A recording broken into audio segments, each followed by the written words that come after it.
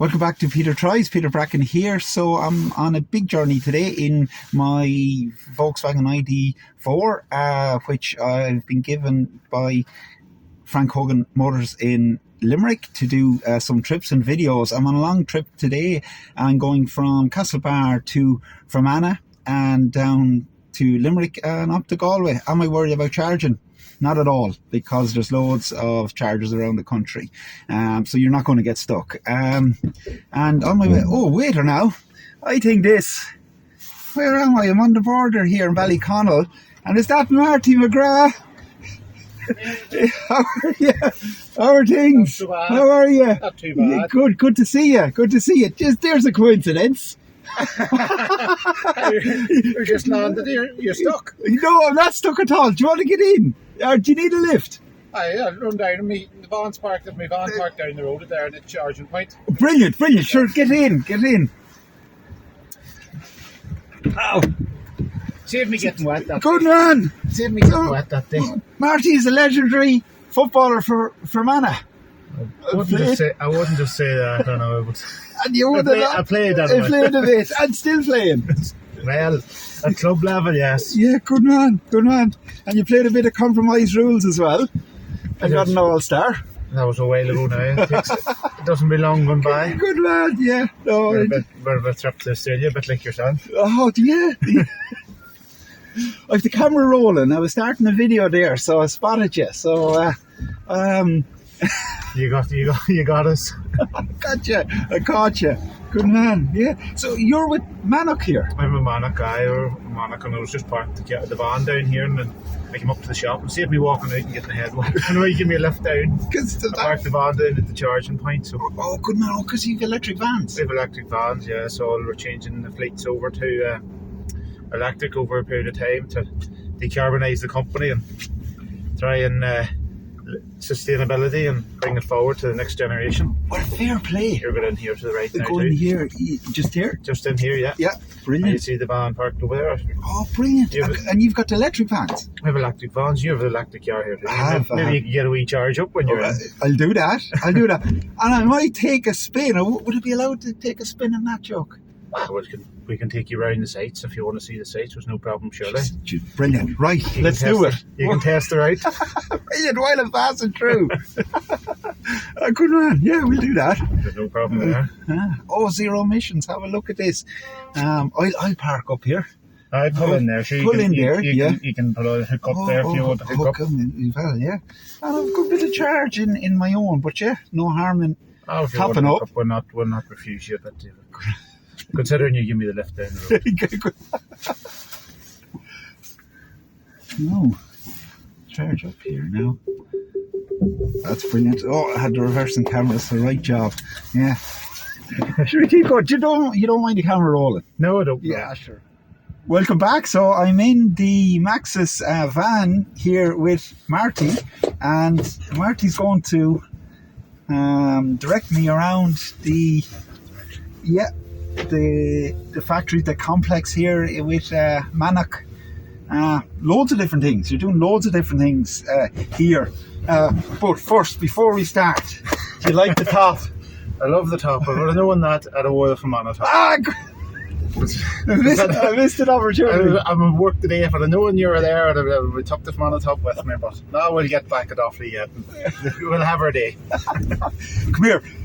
Have you played against Ciaran McManus? I've played with Ciaran McManus too. In the Aussie rules. Rules. Wow. Fit man. Oh, Fit man. He. wow. You can go down this direction if you want to. Was he captain that year? Take a spin down to BIR here. Fair. And he's captain. No, Park Joyce was captain that year. Oh, right. I played 2004. I played 2008 too. Ciaran wasn't there, but Ciaran were doing a fitness test on the treadmill one night, and it was a Friday night. Yeah. And whatever the test was, and I can't just remember fully, we got on it, and Ciaran was out in his feet. Like everybody getting off, he's out in his feet. He wasn't happy with the score, and he hopped back on again to do it again straight away. And he was not. He was a very fit man. Oh. He covered the ground. Covered the ground. I tried to mark him one day. Ciaran's about a year or two older than me, and in a game. I was only a young fella and we were playing Tubber in the championship. It was the last year that Killyrahin were senior in Offaly, and waste my time, you know. So yeah, I was put back into full back and just did what I could back there. You know? Yeah. So I suppose that's the PIR plant there. Okay. Insulation. Insulation. And this is the loading bays. All the lorries loading up with they're loading up with mixed loads there. All lorries leaving here would have cement if they're going to England or going across the water. We'd have either Aircrete Blocks on them filled out of insulation on top, or cement with insulation on top. You know, we wouldn't have a lorry going out with our space above cement, or we'd have all our gaps would be full. Would they? Yeah. To make use of the lorry, and I suppose in saving energy costs and saving costs in general. Brilliant, because you're making a big effort here in Mannok to lower carbon and go carbon neutral eventually, which is not easy in the construction industry. It's not, particularly when you have a cement plant up the road there. Yeah. In fairness, the cement plant is 98% of the Mannok emissions. So we have our work cut out in bringing that down. There's different ways of getting there. Alternative fuels. We'll go right down to the retail plant. You know? Yeah. We have alternative fuels. We try to work on fuel stack, carbon capture, and then we are SRF. Working on SRF, solid fuels, in replacement of coal and the manufacture of cement particularly. So it's work in progress with a vision. There's a vision out there, 2030 vision, obviously leading to 2050 as the end goal. But we're all working on it, and we need to work together on it. Yeah. No, because it's important. Like, you know, it's nice to have a good, clean planet for future generations. It is. You know, so they can play football and rugby and soccer and all that. And considering you're a fit man and you're playing the rugby yourself, we can give you a spade up here now to plant a few trees.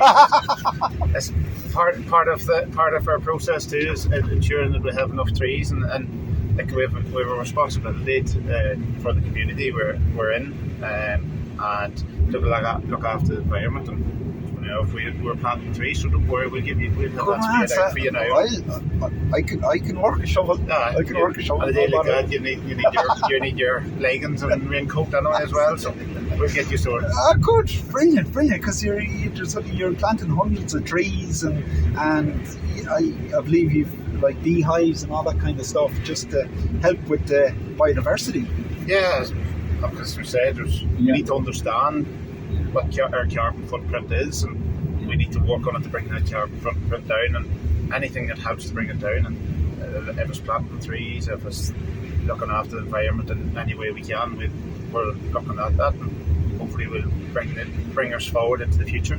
Brilliant. And you've got electric vans, which I'm driving at the moment. It's a Maxus E-Deliver 3, and it's running very smoothly, just like a normal van. Well, the speed you're going at, it's flying on rightly here. Electric vans is the way forward, and electric cars are coming in out too. There's more and more of them, and by 2025 we'll have a lot of the fleet of electric vans and cars switched over, and by 2030 there's going to be more of the fleet switched over. So it's the way it's going forward, and our staff are getting involved in it, and that's the way we're looking at it.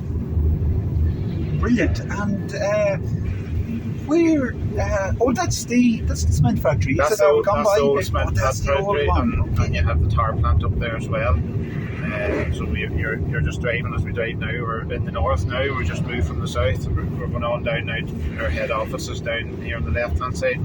Our quarries is down on the left hand side, and then down to the right hand side we have our Aircrete Blocks, Aircrete Block plant, which is used for the inner leaf of the cavities, particularly, and for cold bridging on all houses and buildings. Very good to reduce the heat loss, and in turn save you money over a period of time. And they're a lot more environmentally friendly than the normal concrete block. They are, yes. Obviously, you're using there's a large part of the block is recycled material. Oh, is it? Right. So it's helping in that regard, but it also is, at the end of the day, what the end user wants is save money. Save money, and helps the environment. That's the key. If you want, we just go down to the right, it's down here on the right. No bother at all. If you want to take a spin down to it. Yeah, will do. Are you for the game on Saturday?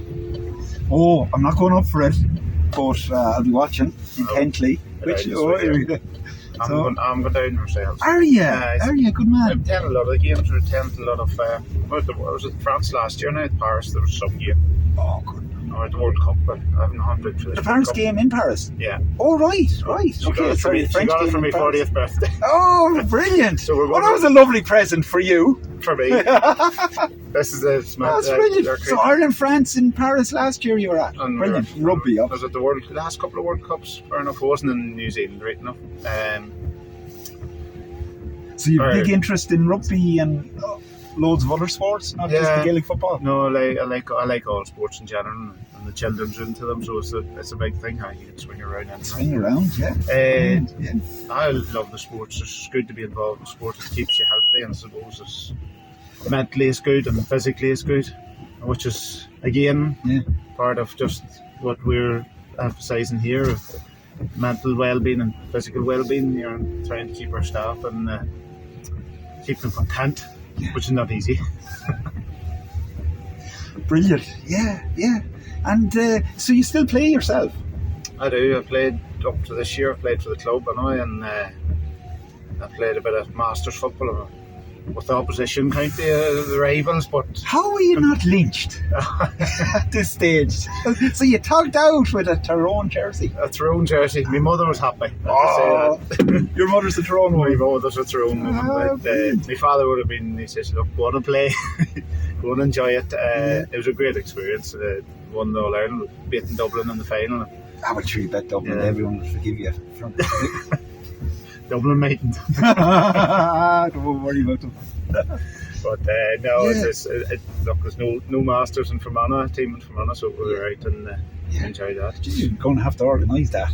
We're going to have to get that sorted. Get that sorted so you can put on the green jersey again. Yeah, there's their Aircrete Blocks there. They're stacking up, I suppose. Right, stacking you have 3 Newton, 3.5 Newton, 5.5 Newton, and your 7.5 Newton blocks there. And then you're taking there's a quite low one. Oh, very good.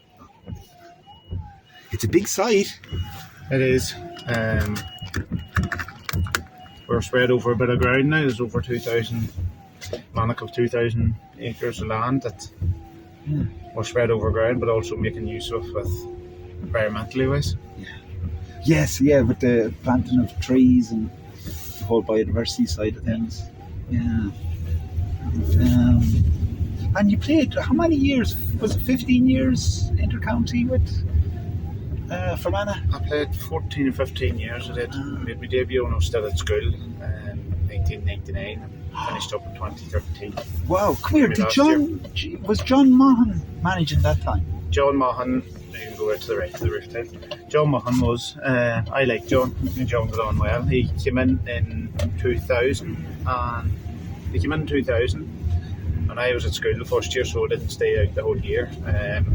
Finished off the degree first. We're going. This is the quarry plant down there, but we'll go down to the roof tiles. Yeah. When I was in Monaghan, he came in 2000, the end of 2000 and 2001, and he actually gave me my championship debut. Centre half back. Centre half back. I was 18 at the time. And against Donegal. And, nice handy one. I think he had good enough time for me because he loved when anybody had ran in hard into anybody, and he was happy that good man. He got into the right down the left side.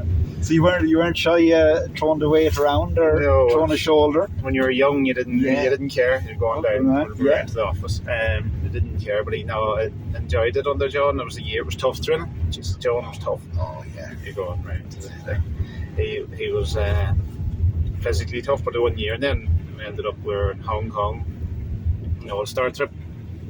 Myself and his daughter was there, and at 4 o'clock one night, we were out, and next thing the crowd of Mayo boys came in, and they beat us in the All-Ireland semi-final weekly that year. But we were in the shop about 4 o'clock in the morning, the shop across from the hotel, and we were ended up, I know that a couple of my old boys came in, John came in, ended up 7 or 8 o'clock in the morning, myself and John and my wife now, she wasn't wife at the time, Rachel, and John and the daughter ended up in the same company, stayed to 7 or 8 o'clock in the morning having the crack. The rest of them went on to bed. Oh, brilliant. So it was good. I enjoyed it. And actually I was in Malawi with John as well, and Playing for Life charity. All right. 2007, I think that was.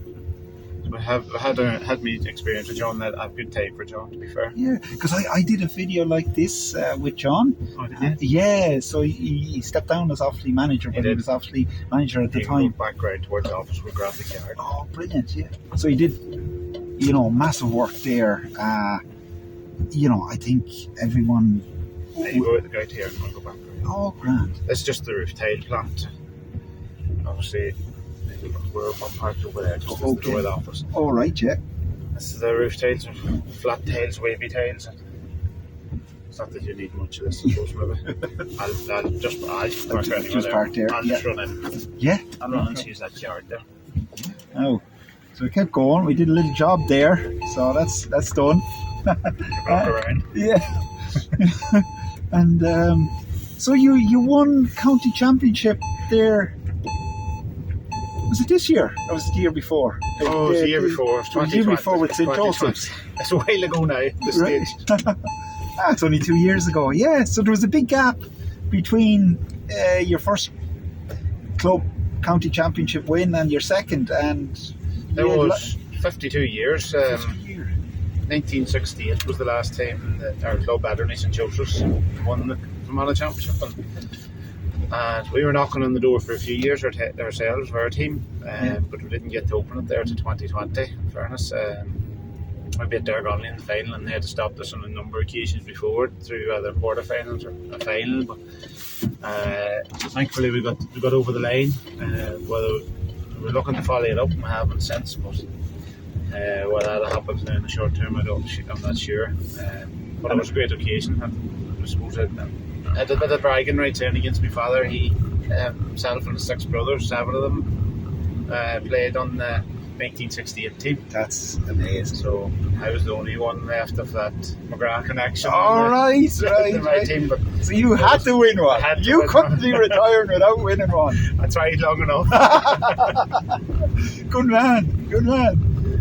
She said that's some. So 7.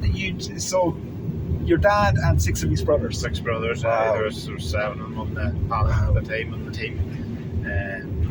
All involved. Yeah. It's a bit like any club team is made up of a few families. Yeah. You had the Dwyers, you had the McGraths.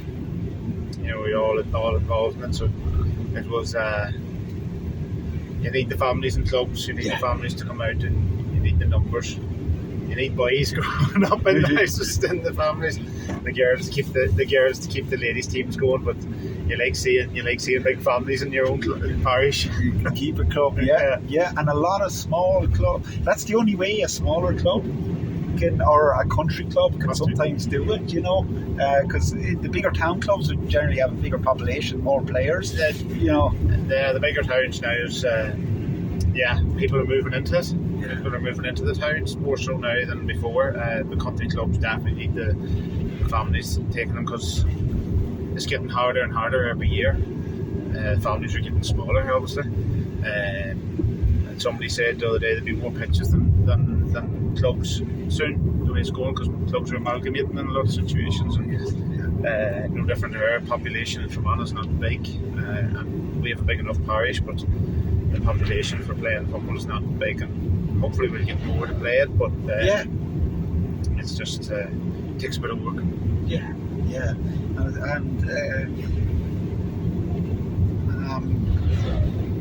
Just lost my train of thought there. Right. I had a question there, but it's gone. That was too difficult, was it? For me, it was difficult for me, it was hard. Not at all. No, good answer. It was. I wanted to ask you about your uncle, so I'll do that now. What is editing's a great job. I had my uncle too as a priest one time. He died a couple of months ago. He was his father Sean McManus. He won a couple of singers from that. Oh, did he? He was in Brazil and all too.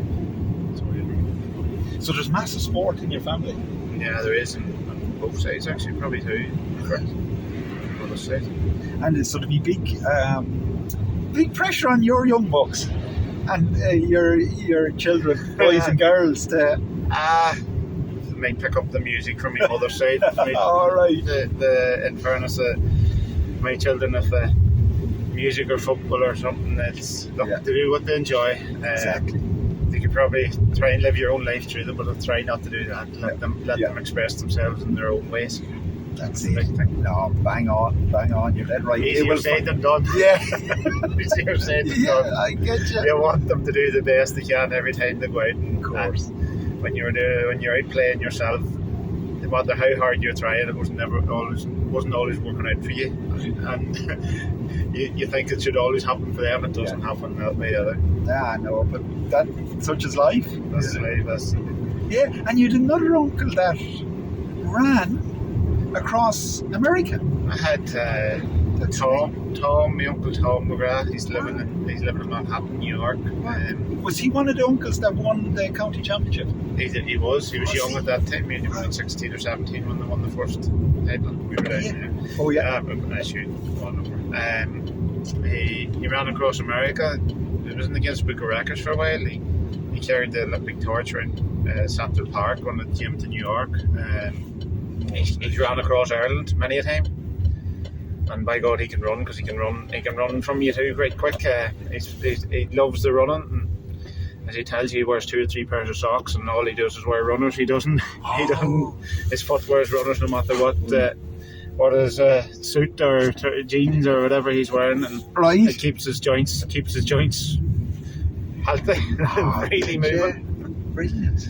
So, but he was a fit man too in his time. This med plant up there. Yeah. Will we take a quick? Take a spin up to it. You might see Paul Monaghan up here. Oh, Paul! Yes, He might be up here. Be fit to fill you in what the whole sustainability project is in Mannok at the minute. Yeah, Jesus, I will. While I'm passing. When you're here. Yeah, while I'm here. Yeah. We've took up most of your day now. Not at all. And I only popped in for an old cup of coffee and a metro. Listen, we haven't had that coffee yet. We'll get that coffee now. None of this is planned. This is the way bridge you're going over now. Right. So everything's weighed in and out. Yeah. Brilliant. How many trucks leave every day? Numbers wise, I couldn't tell you, but there's something like 90 trucks go out to England every day from here. Every day. The office is up there. Going ahead, going up to the top. You see the wind farm. And you got the wind farm here, But I don't mention it. Let Paul mention it if he wants. See, that's the silos in there, and you keep going on up. That's the silos for the bulk tankers loading, and then behind it is the bagging plant and the loading bay for the bags meant. I didn't leave a load in there, so it's a big operation. It's a big operation, and you can come here and particularly bulk cement, you can collect it at any time with your yard and the system the way it's going is turning 24/7. It's 24/7? 24/7. Oh, you can come at night time, 3 o'clock in the morning, pick up the load. For bulk cement, yeah. Really? Oh, we're going up the hill here, quite a steep hill, so this electric van is doing the job. That's just getting up behind us. Yeah. There's Larry holding us up, you know. And there's great acceleration. Great lifting. Yeah. The electric van seems to have a great power now, to be fair. Yeah. They do, they just have instant torque. They do. Yeah. Oh, what's this here? Just turn around. Oh, turn around, yeah. This is the clinker and the the limestone all going down here, and this going and drying the kiln. No, I don't know. Oh no. Oh yeah, I didn't think so. Yeah. That's the kilns up there. You see the kiln. Could I take a photo? You can take a photo. You know what? You'd probably be better. Yeah. When we talk about getting the photographs from way up above, even after with Paul, fair enough. But I'm only just showing you. Sorry, you can go on down if you want to. way. We can drive through the office. No, that was great. And Marty, you played most of your football in midfield. I did. Yeah. I made my debut on the John Maughan at number 6. Centre half back. Yeah. But no, it was number 8 was my preferred number, to be fair. Yeah. I have to try to say that. All right. I enjoyed midfield. There's a bit of freedom to it. To the extent you're up and down the pitch. You're helping the forwards. Not that they tell you I was more of a hindrance in the forward line. And I was trying to get back to defending. Yeah. It's had me battles against the like of Paul McGrath, Darragh O'Shea, Sean Kavanagh. It was an enjoyable experience. Now, to be fair, my footballing career, I'd love to go back and maybe win that All-Ireland semi-final that we lost in the replay to Mayo, or maybe the Ulster title that we lost to Armagh in the replay, but I wouldn't change it either. I was lucky. I suppose I got my trips. I got to Australia, I got to Hong Kong, I got to San Francisco, got to the Paris even for a Railway Cup with Ulster. So I can be thankful for what I maybe not so much achieved, but what I got out of the GA in that regard. Good man. Oh, look, it's such a huge effort to. I was only just driving up here now. Yeah. Okay. Sure. Yeah. It's such a huge commitment, like to play any sport at any level, but to play at your level, intercounty football, GA, amateur sport, you train like professionals, put that time and effort into it, and you have to do a week's work as well. Yeah. And you have to play for club and county, so there's a lot going on. So. Yeah, fair play to you. There's a lot going on, but it's good to be at it. It keeps you active, keeps you mobile, and gets you out there. To be fair, I'd have probably been in every county in Ireland at some stage with football. If I hadn't been involved in football or sport in general, you wouldn't be out. So you'd be staying in your own wee bubble in your area. Yeah. And I met a lot of people from Cork, from Kerry, from Tyrone, from Antrim. The ones that you grew to know. Yes. I roomed away at O'Mahony for 3 weeks in Australia from Kerry, so really? That was a great experience. It was an All-Ireland, one an All-Star. Yeah. Obviously from the Kingdom was the look up to, and I got on well with them, so it was good to grow friendships that way. That's right. And you keep them, I suppose with the over 40s now that you're playing, probably plenty of rivalry there at the same time, but there is kind of in a more friendly rivalry, or no different than any other competition. Yeah. You're in it to win it. You're in it to win it, yeah. But it's enjoyable experiences to the extent that the final whistle goes in every game. The two teams come together and you get a photograph and you have a chat, and, which is good. But once you got to the final, you wanted to win it. Yeah. You're out socially. Yes, it's good. But there's that wee competitive streak that no one loses when they have it and they want to go out. No matter how much you say it's only for the crack, you want to win it too. You want to win it. Yeah. Oh, yeah. Made that mistake.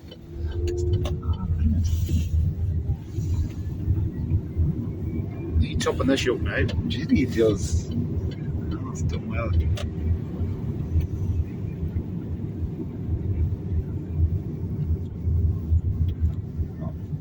We're in here. Oh, that's brilliant.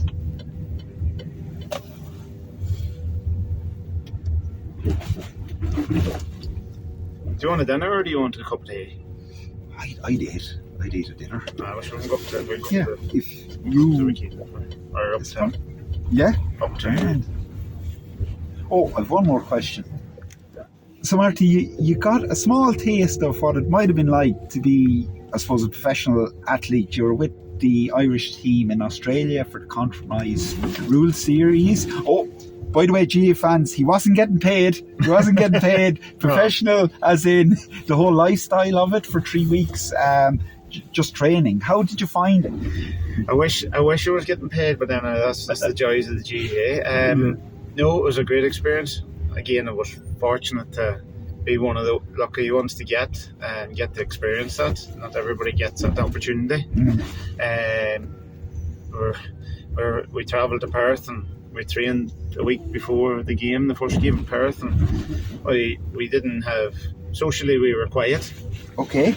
We had our night out after the game. Yes. But we got to bodyboard and got to see the sights of Perth as we went as well, and then we moved on then to Melbourne. But after we moved to Melbourne, we went about 3 hours outside Melbourne to the middle of nowhere, and I didn't mean the middle of nowhere, but we thought it was the middle of nowhere anyway.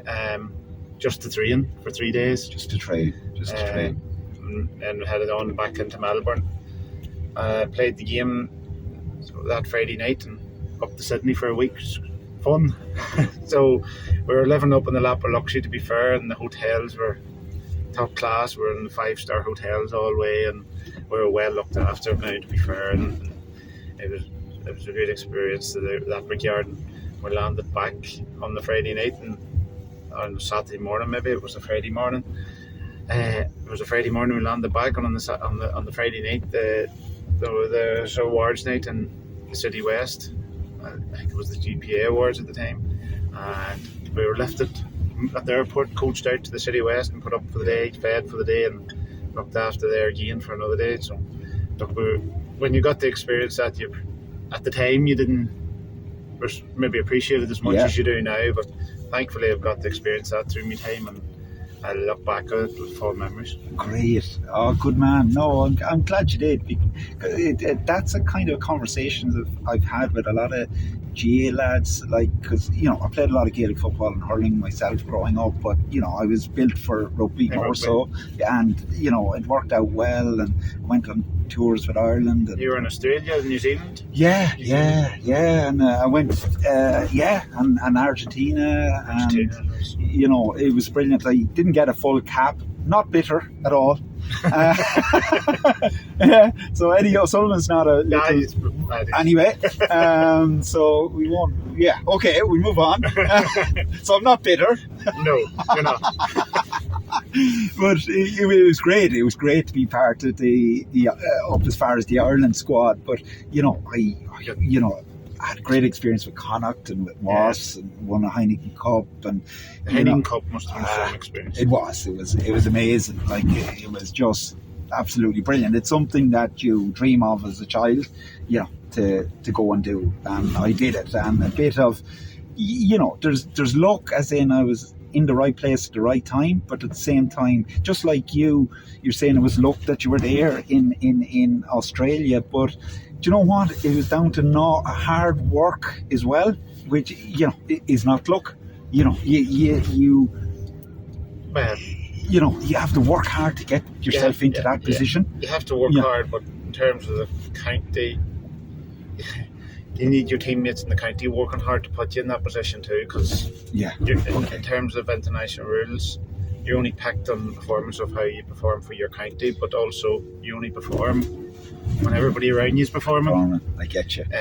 Such as team sport, and you have to be thankful for being in an era, I suppose, in Fermanagh. A lot of people would look at us as, I suppose, overachieving for the size of Fermanagh and a small county. We'd look at it back at that, and we feel like we underachieved in terms of not winning that Ulster title. It's a team sport. As much as people think cycling is an individual sport, it's a team sport too. Getting picked to international rules or getting picked for an All-Star is down to your teammates, maybe more so than yourself, and obviously a bit of luck, and have somebody having the right opinion of you. Not like Eddie. Who? It's really, at the end of the day, it's one person's opinion. When it really, really comes down to it, like, the job coach or a manager or whatever, that he might have 4 or 5 voices that he listens to and that he respects or whatever, but at the end of the day, 4 of those voices might be disagreeing with him, and he has to make his decision, and either go with them or go against or whatever, so as the coach at the start of your career, that could be the biggest influence. If he doesn't give you that opportunity to start, the rest doesn't follow. That's a fair point. Obviously, you have to have that work ethic and that desire in your own body and your own self too. But you have to have the right structures in place for you to achieve that. Definitely. And that perception too, like, can go for you or against you. You know, you see, as you say, one person's opinion can either, Make you or break you. And then you get that perception. So if you're a young lad and you're bang into a team or whatever, and the coaches is picking you and all that, and that's great. And you're good enough to be there. Compared to a guy that's equally as good, but the coach doesn't rate him at 19, coach is there until he's 24 or 5, new coach comes in, might kind of think you're a good player, but that perception of it's harder. The older you get, the kind of break in. It's the first breaking that mold at the first is difficult. But as the time goes on, then you read too much into it, and you make more. You put the weight on your own shoulders. Whereas you're a young cub, you don't really care about anybody else. Yeah, that's true too. Yeah. So, who's in there? Barry Owens. Oh yeah. Barry Owens. He played for me for Fermanagh too. Oh yes, yeah. Oh, is it just in there? Yeah. He works in there, and Ciaran works in the cement plant. He's from Calvin. Sean Coakley, he's up there in the cement plant as well. He plays for Fermanagh. So it's keeping jobs local. It's local jobs. Yeah. There's a lot of local jobs. Obviously, population of the community is not big, but local employment is important. And thankfully, we don't have to travel far away to be able to after a family. Oh, that's brilliant. And to be, I suppose with intercounty as well, I suppose I'm from Offaly, so an awful lot of lads before COVID were travelling from Dublin because the jobs were there, but in COVID probably helped a bit because lads are working from home now a bit more or whatever. It might, it does. Yeah, there's more.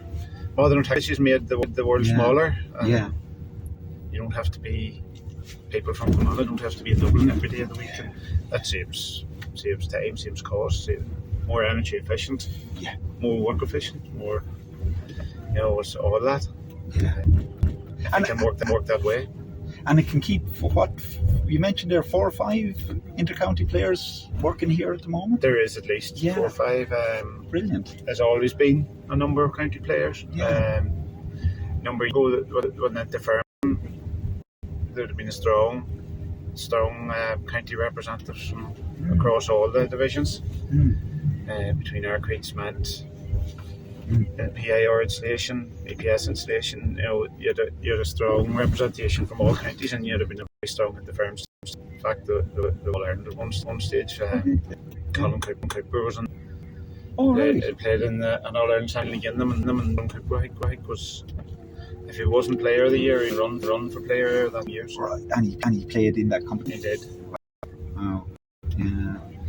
Oh no, it's great, like, because and it's charity. No matter what, it doesn't. Like I feel maybe, no, that's a bit unfair, but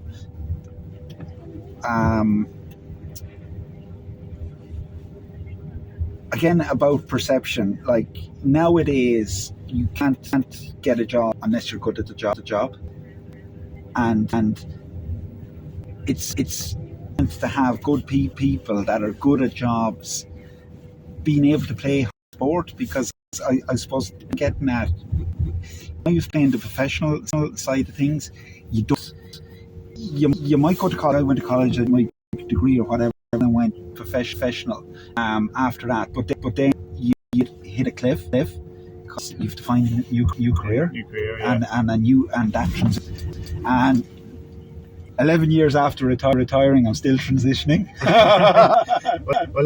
Whereas you've got to find career behind you. Like you were able to, do schooling and the job, play top level sport, but also keep your career going while so when you retire in your mid to late 30s, you're well down the career ladder or up the career ladder, whereas, you know, a lot of professional sports people have to start at the start. Yeah, well, you know, professional sports people, sure, you're in it obviously because you love the game. Yeah, definitely. And obviously, pass your and you're in love the game because you're and you're not. Yeah.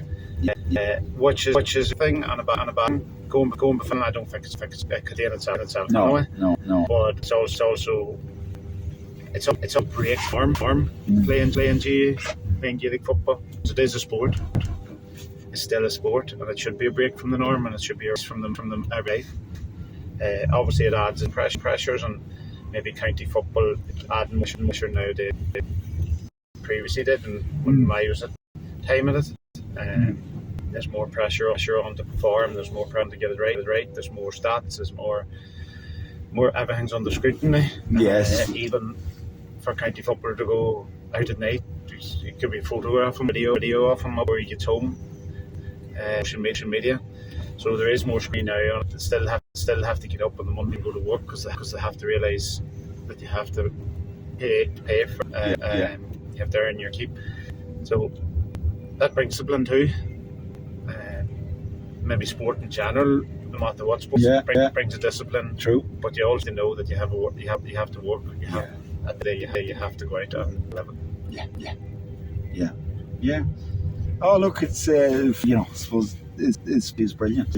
You know, it's great to keep getting, you know, individually the whole well-being side of things. You know, keeping yourself healthy mentally and physically, but also community level. You know, just.